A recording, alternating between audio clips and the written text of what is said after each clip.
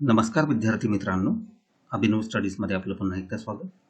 महाराष्ट्र लोकसेवा आयोग राज्यसेवा पूर्व परीक्षा 2021 म्हणजेच MPSC state service preliminary examination 2021च्या तयारीच्या दृष्टिकोनातून नागरिकशास्त्र या विषयाच्या अंतर्गत आजचा आपला दुसरा भाग. आजच्या भागामध्ये आपण पाहणार आहोत भारतीय घटनेची उगमस्थाने. तर चला सुरुवात करूया. मित्रांनो, राज्यघटना तयार करत असताना विविध देशांच्या राज्यघटनेचा अभ्यास करण्यात आला होता. त्या देशांच्या राज्यघटनेवरून खालील गोष्टींचा आपल्या राज्यघटनेमध्ये समावेश केलेला आहे.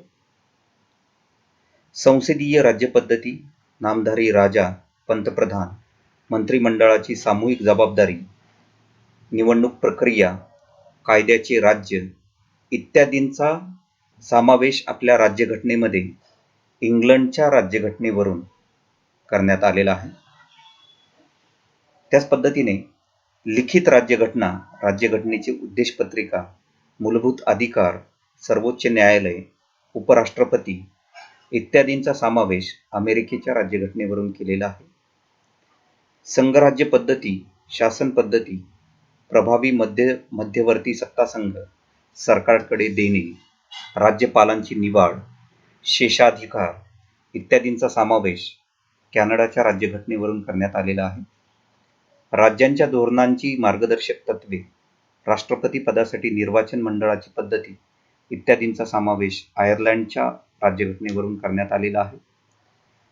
संसदेच्या दोन्ही गृहांची बैठक, सामायिक सूची आणि त्यासंबंधीचे केंद्राचे कायदे, घटक राज्यांपेक्षा श्रेष्ठ मानण्याची पद्धती यांचा समावेश ऑस्ट्रेलियाच्या राज्यघटनेवरून करण्यात आलेला आहे. घटना दुरुस्तीची प्रक्रिया ही दक्षिण आफ्रिकेच्या राज्यघटनेवरून करण्यात आलेला आहे. अंतर्गत आणीबाणी आपण जर्मनीच्या राज्यघटनेमधून घेतलेली आहे. समाजवाद हा रशियाच्या राज्यघटनेमधून घेतलेला आहे. आणि मूलभूत कर्तव्ये आपण जपानच्या राज्यघटनेमधून घेतलेली आहे. 1935च्या भारत सरकारच्या कायद्याचा प्रभाव आपल्या भारतीय राज्यघटनेमध्ये दिसून येतो. भारताच्या घटनेचा 2/3 भाग 1935च्या कायद्याच्या आधारे घेतलेला दिसतो. 1935च्या कायद्यातील तरतुदी गरजेनुसार बदललेल्या आहेत. उदाहरणार्थ, संघराज्य शक्ती, केंद्रीय कायदेमंडळ, अधिकाराची विभागणी, सर्वोच्च न्यायालय, आणीबाणी, राज्यपालांचे कार्यालय आणि प्रशासन व्यवस्था. आपल्या घटनेमध्ये संसदेचा प्रभाव दिसून येतो. भारतीय घटना स्वीकृतीच्या 50 वर्षानंतरच्या कालावधीत संसदेने विविध स्वरूपाचे कायदे व घटना दुरुस्त्या करून घटनेत भर टाकली आहे. भारतीय संसद हे घटनेचे उगमस्थान आहे.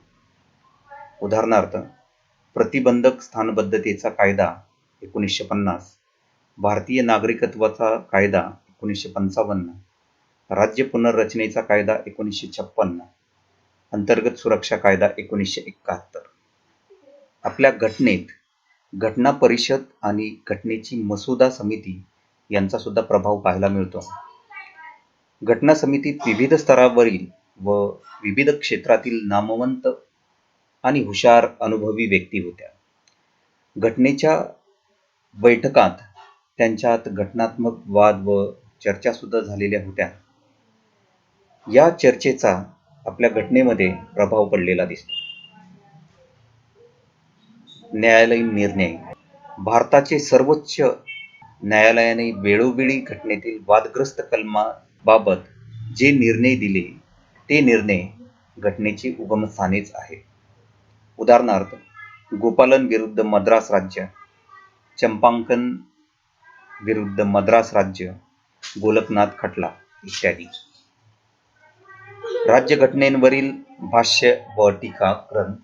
घटनातज्ञ, कायदेपंडित आणि टीकाकार यांनी घटनेवर जे भाष्य किंवा घटनात्मक ग्रंथ लिहिले आहेत ते घटनेचा आधार किंवा उगमस्थानी ठरू शकतात. भारतीय जनता. भारतीय राज्यघटनेचे खरे उगमस्थान ही भारतीय जनता आहे. भारताच्या घटनेच्या उद्देशपत्रिकेत आम्ही भारतीय जनता ही घटना तयार, मान्य व स्वीकृत करत आहोत असे म्हटले गेले आहे.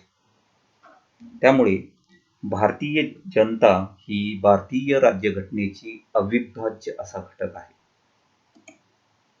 आता पाहूया भारतीय घटनेची वैशिष्ट्ये. भारतीय घटना ही लिखित व विस्तृत स्वरूपाची घटना आहे. भारताची घटना अमेरिका व रशिया या देशांप्रमाणे लिखित स्वरूपाची आहे. भारतीय राज्यघटना ही आकाराने सर्वात मोठी व अतिशय विस्तृत स्वरूपाची आहे. घटना जेव्हा तयार झाली त्यावेळी सुरुवातीला त्या घटनेमध्ये 395 अनुच्छेद व 8 परिशिष्टे होती. आज भारतीय राज्यघटनेत 24 प्रकरणे, 448 कलमे आणि 12 परिशिष्टे आहेत. पुढचे भारतीय घटनेचे वैशिष्ट्ये आहे परिदृढता व परिवर्तनीयता यांचा समन्वय. घटना दुरुस्ती प्रक्रियेत परिवर्तनीयता व परिदृढता म्हणजे राज्यघटनेतील बराचसा भाग साध्या बहुमताने बदलता येत असला तरी काही भागांसाठी विशिष्ट बहुमत व राज्यांची मंजुरी ही आवश्यक असते. त्यामुळे ही घटना अंशतः परिदृढ आणि अंशतः परिवर्तनीय आहे. भारतीय घटनेचे पुढचे वैशिष्ट्य आहे संसदीय पद्धतीची शासन व्यवस्था. कार्यकारी मंडळ व कायदेमंडळाला जबाबदार ठेवून भारतीय राज्यघटनेने संसदीय राज्यपद्धती स्वीकारली आहे. भारतात पंतप्रधान हा वास्तववादी सत्ताप्रमुख आहे आणि राष्ट्रपती हा नामधारी घटनात्मक प्रमुख आहे. पुढचे वैशिष्ट्य आहे न्यायमंडळाचे स्वातंत्र्य अथवा न्यायालयीन स्वातंत्र्य. भारतात न्यायदान पद्धती ही एकेरी स्वरूपाची आहे. भारतीय न्याय संस्थेचे कार्य हे स्वतंत्रपणे चालते. कायदेमंडळ व कार्यकारी मंडळ या दोन्हींपासून न्यायदानाचे कार्य हे स्वतंत्रपणे चालते. पुढचं वैशिष्ट्य आहे धर्मनिरपेक्षता. भारतीय राज्यघटनेने धर्मनिरपेक्ष राज्याचा स्वीकार केलेला आहे. घटनेने भारतीय नागरिकांना धार्मिक स्वातंत्र्य बहाल केले आहे.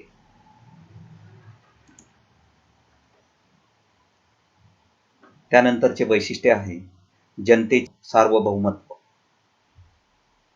भारतीय घटनेने जनतेच्या सार्वभौमत्वाचा पुरस्कार केला आहे. भारतीय घटनेने अंतिम सत्ता भारतीय जनतेला दिली आहे. पुढचे वैशिष्ट्य आहे एकात्म शासन पद्धती. भारतीय घटना ही एकात्म शासन पद्धतीची आहे, परंतु तिचे स्वरूप हे संघराज्य पद्धतीचे आहे. परंतु संघराज्य हा शब्द राज्यघटनेत कोठेही आढळून येत नाही, हे महत्त्वाचे आहे. संघराज्य या शब्दाऐवजी भारतीय घटनेत राज्याचा संघ असा उल्लेख आढळतो.